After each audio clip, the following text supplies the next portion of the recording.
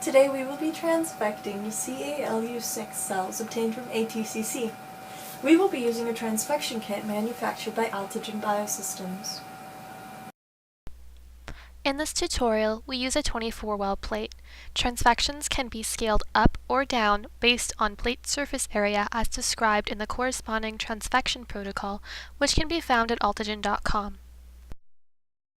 Start by seeding 500 microliters of cells in a complete growth medium into the wells. Cell density should be at 50,000 cells per milliliter. Incubate the cells for 12 to 24 hours before transfection at 37 degrees Celsius in a humidified carbon dioxide incubator.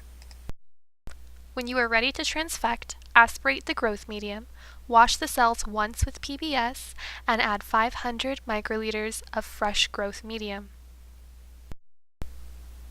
To prepare transfection complex, mix 40 microliters of serum-free medium, 5.5 microliters of transfection reagent, and either 750 nanogram of DNA or 30 to 50 nanomolar siRNA or microRNA.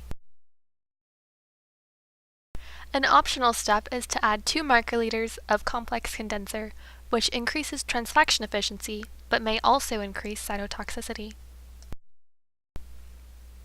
Incubate the prepared transfection complexes at room temperature for 15 to 30 minutes. Add the prepared transfection complexes to the 500 microliters of complete growth medium. Once you have treated all appropriate samples, incubate the cells at 37 degrees Celsius in a humidified carbon dioxide incubator. Assay for phenotype or target gene expression 48 to 72 hours post-transfection.